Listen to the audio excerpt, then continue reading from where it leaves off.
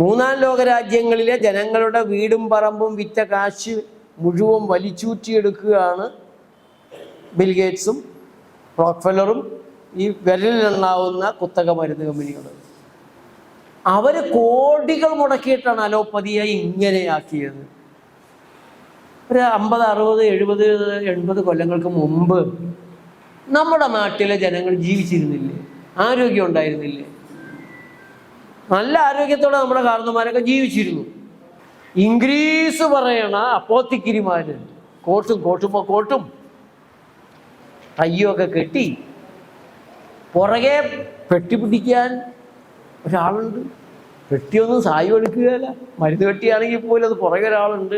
പിന്നെ വില്ലു വണ്ടിയിലാണ് വരണത്, ഇംഗ്ലീഷാണ് സംസാരിക്കണത്. തീർന്നില്ലേ? ഇപ്പൊ പോലും ഇംഗ്ലീഷ് സംസാരിക്കുന്നവരോട് നമുക്കൊരു ആദരവുണ്ട്. ഹിന്ദി സംസാരിക്കുന്നവരോട് വലിയ വിലയൊന്നുമില്ല. ഇംഗ്ലീഷ് പറയണവരോട് ഭയങ്കര വില. ഇപ്പോഴും നമ്മുടെ അടിമത്ത ഉള്ളിൽ കിടക്കുകയാണ്. ആ കാലത്ത് ഇംഗ്ലീഷ് പറയുന്നവരുടെ കാര്യത്തിലോ ഒരു ഭയങ്കര ആദരവ് വന്നു. പിന്നെ ആരാ ഇത് പ്രചരിപ്പിച്ചത്? ഇത് പ്രചരിപ്പിക്കുന്നത് ദൈവത്തിൻ്റെ പ്രതിപുരുഷന്മാരായിട്ടുള്ള പുരോഹിതന്മാരും കന്യാസ്ത്രീമാരുമാണ്. ഇപ്പൊ പോലും നമ്മുടെ ഈ തീരപ്രദേശത്ത് പള്ളിയും പട്ടക്കാരനും പറഞ്ഞാൽ അതിനപ്പുറത്തേക്ക് പള്ളിക്കും പട്ടക്കാരനും വേണ്ടി മരിക്കാൻ തയ്യാറായ വിശ്വാസികൾ ഇപ്പോഴും അങ്ങനെയാണ് ആളുകൾ കാണുന്നത്. അപ്പൊ അവര് നടത്തുന്ന ആശുപത്രി, അവര് തരുന്ന മരുന്ന്, അവര് പ്രൊമോട്ട് ചെയ്യുന്നത് വളരെ പെട്ടെന്നാണ് സ്വീകാര്യമായത്. ഇതൊക്കെ കെണി, ബോധപൂർവമായ റോക്ക്ഫെല്ലറുടെ ടീമിൻ്റെ കെണിയാണ് എന്നുള്ളത് നമ്മൾ മനസ്സിലാക്കിയില്ല. പുച്ഛം, നാട്ടുവൈദ്യത്തെ, ആയുർവേദത്തെ, ഹോമിയോയൊക്കെ പുച്ഛമാണ്. മൊറാർജി ദേശായി കേട്ട ചീത്തയ്ക്ക് വല്ല കണക്കുമുണ്ടോ? എന്തൊരു പരിഹാസമായിരുന്നു മൊറാർജി ദേശായി മൂത്രം കുടിക്കണ. അയ്യേ, ഇന്ത്യ ഒട്ടാകെ എന്തൊരാക്ഷേപമായിരുന്നു മൂത്രം. ഫെർട്ടിനോം, നോവാരൽ, ഒരു 10-16 മരുന്നുണ്ട് മൂത്രത്തിൽ നിന്ന് ഉണ്ടാക്കുന്നത്, ഇംഗ്ലീഷ് മരുന്ന്. മൂത്ര ചികിത്സ ചെയ്യുന്നവര് എല്ലാ ചികിത്സയും പരാജയപ്പെട്ട് കഴിയുമ്പോൾ ആരെങ്കിലും പറയുള്ളൂ മൂത്രമൊന്ന് കുടിച്ചു നോക്ക്, അങ്ങനെ രക്ഷപ്പെടുമെങ്കിൽ രക്ഷപ്പെട്ടെന്ന് കരുതി തൻ്റെ മൂത്രം താനെടുത്ത് കുടിക്കും. ഇത് മരുന്ന് കമ്പനിക്കാരനും തൊഴിലാളികളും കൂടെ മൂത്രമൊഴിച്ചാണ് മരുന്നായിട്ട് വരണമെങ്കിൽ പിന്നെയും കൊള്ളാം.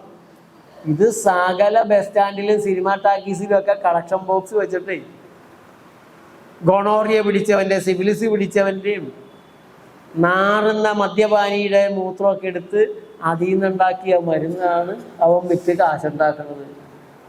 ഫെർട്ടിനോൻ, നോവാരൽ തുടങ്ങിയിട്ട് മൂത്ര മരുന്ന്. പിന്നെ മൃഗങ്ങളുടെ മരുന്നുകളുണ്ട്, പശുവിൽ നിന്നുണ്ടാക്കിയിട്ടുള്ള മരുന്നുകൾ. ഉത്തരേന്ത്യയിൽ ആരെങ്കിലും പശുവിനെ ഒന്ന് ഇറച്ചി തിന്നു പറഞ്ഞാൽ അവൻ്റെ കഥ അന്ന് കഴിക്കും. പക്ഷെ പശുവിൻ്റെ കൊന്നിട്ടുള്ള മരുന്ന് പുണ്യം പോലെ എടുത്ത് വിഴുങ്ങുകയും ചെയ്യും. പന്നിയിൽ നിന്നുണ്ടാക്കുന്ന മരുന്നുകളുണ്ട്, പശുവിൽ നിന്നും പന്നിയിൽ നിന്നും ഇൻസുലിൻ ഉണ്ടാക്കുന്നുണ്ട്. കുതിരമൂത്രത്തിൽ നിന്നുണ്ടാക്കുന്ന മരുന്നുണ്ട്, പ്രിമാരിൻ, കുതിരമൂത്രത്തിൽ നിന്നാണ്. ഒരു ഭീകര കഥയാണ്. പെൺകുതിരയുടെ മൂത്രം, ഗർഭിണിയായ പെൺകുതിരയുടെ മൂത്രമാണ് ആ മരുന്നിന് വേണ്ടത്. 11 മാസക്കാലമാണ് കുതിരയുടെ ഗർഭകാലം. കുതിര ഇരിക്കാൻ പാടില്ല, കിടക്കാൻ പാടില്ല, നടക്കാൻ പാടില്ല, തടവിലാക്കും. അനങ്ങാൻ വയ്യാത്ത രീതിയിൽ നിൽക്കണം. 11 മാസം ഈ സാധു ജീവിയെ അനങ്ങാൻ സമ്മതിക്കാണ്ട് നിർത്തും. മൂത്രം കട്ടിയുള്ളതായിരിക്കണം, കൊണ്ട് വെള്ളം ആവശ്യത്തിന് കുടിക്കാൻ കൊടുക്കില്ല. ഈ ഗർഭിണിയായ കുതിരയെ ഇങ്ങനെ പീഡിപ്പിച്ചെടുക്കുന്ന മൂത്രത്തിൽ നിന്നുണ്ടാക്കുന്ന മരുന്നാണ് പ്രിമാരിൻ. അതെല്ലാം കഴിഞ്ഞ് മൂത്ര ചികിത്സയെ പരിഹസിക്കുന്ന അപ്പോത്തിക്കിരി ഇപ്പൊ ഏറ്റവും പുതിയ കണ്ടുപിടുത്തം നടത്തി. അലോപ്പതിയിലെ ഏറ്റവും ശാസ്ത്രീയമായ കൊമ്പത്തിരിക്കുന്ന ചികിത്സയാണ് മൈക്രോബയോട്ട ട്രാൻസ്പ്ലാന്റേഷൻ തെറാപ്പി. എന്താ സാധനം? ശാസ്ത്രീയമായ പേരാണ്, ഭയങ്കര സുന്ദരമായ പേരാണ്. അതിനെ പച്ച മലയാളത്തിൽ പറയുകയാണെങ്കിൽ അപ്പിത്തെറാപ്പി. അപ്പിതെറാപ്പിയോ? നെറ്റിൽ നോക്ക്. സ്റ്റൂൾ തെറാപ്പി എന്ന് പറഞ്ഞ് നിങ്ങളിപ്പോൾ അടിച്ചു നോക്കിയേ, സ്റ്റൂൾ തെറാപ്പി. അപ്പൊ വരും. ആരോഗ്യമുള്ളവരുടെ മലമെടുക്കുക, ആരോഗ്യം കുറഞ്ഞവരെ കമഴ്ത്തി കിടത്തിയിട്ട് എനിമ വഴി കയറ്റുക. അലോപ്പതിക്കാരൻ്റെ അത്യന്താധുനിക ചികിത്സയാണ് മൂത്ര ചികിത്സ എന്ന് പറഞ്ഞാൽ. അയ്യോ. അപ്പിതെറാപ്പി എന്ന് പറഞ്ഞാൽ റബ്ബർ ട്യൂബ് ഇട്ട് വയറ്റിലേക്ക് നേരെ ഇട്ട് കൊടുക്കും. മലം ഗുളികയായിട്ട് ഇറക്കാൻ പോകണമെന്നൊക്കെ കേൾക്കുന്നുണ്ട്. അതുകൊണ്ട് നല്ല ഭക്ഷണം കൃത്യമായി കഴിക്കുന്നവർ രക്ഷപ്പെടാൻ പോവുകയാണ്. അവരുടെ മലത്തിന് പൊന്നിൻ്റെ വില കിട്ടും. റബ്ബർ ട്യൂബ് വഴി കയറ്റും, മലദ്വാരത്തിൽ കൂടെയും കാര്യമുള്ളൂ. അപ്പോൾ ഇവര് എല്ലാവരെയും പരിഹസിക്കും. ഞങ്ങളത് മാത്രമാണ് ശാസ്ത്രം. ഞങ്ങൾ ഈ 2000-5000 കോടിയൊക്കെ മുടക്കി ഇത്രയും കൊല്ലം ഗൾഫ് ലണ്ടനിലും അമേരിക്കയിലൊക്കെ പോയി പഠിച്ച് വലിയ ഡിഗ്രിയൊക്കെ എടുത്ത് വന്ന് ഭയങ്കരമായ യന്ത്രങ്ങളെല്ലാം വെച്ച് ചികിത്സിച്ചിട്ട് മാറാത്ത രോഗങ്ങൾ പ്രകൃതി ചികിത്സാ കേന്ദ്രത്തിൽ വന്ന് 10 ദിവസം പഴവും പച്ചക്കറിയും കഴിച്ചിട്ട് മാറിപ്പോണെന്ന് പറഞ്ഞാൽ സഹിക്കുമോ? സമ്മതിക്കാൻ പറ്റുമോ?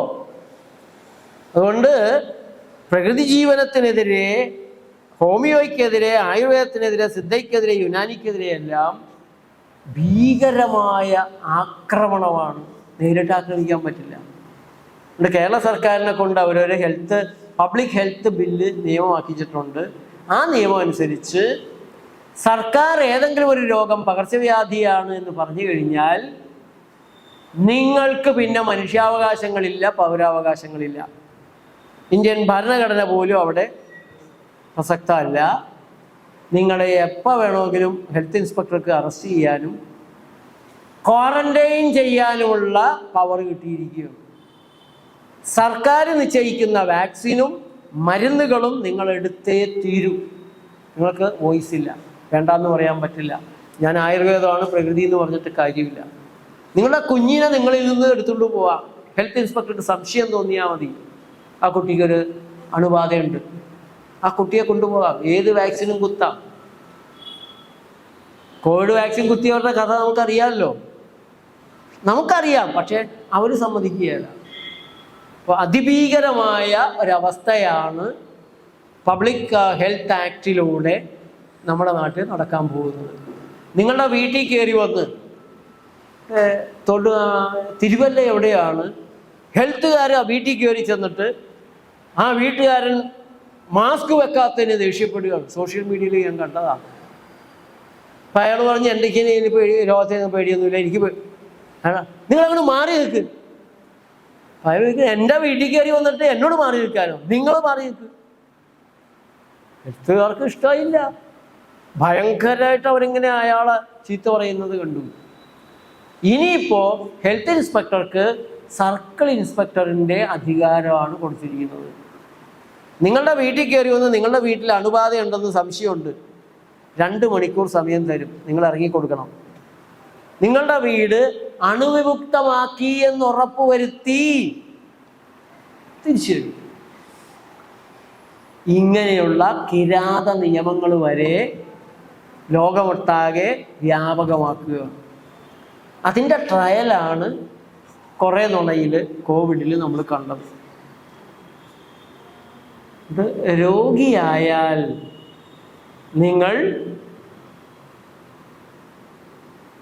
നിങ്ങളുടെ പണി അവർ തീർക്കും. ജനസംഖ്യാ നിയന്ത്രണത്തിന് ജനിക്കാനിരിക്കുന്ന കുട്ടികളെ മാത്രം തടഞ്ഞതുകൊണ്ടായില്ല. ഇപ്പോഴുള്ള ജനസംഖ്യയിൽ 700 കോടി ജനങ്ങളെന്നുള്ളത് 100 കോടിയാക്കി കുറയ്ക്കണമെന്നുള്ളതാണ് അവരുടെ തീരുമാനം.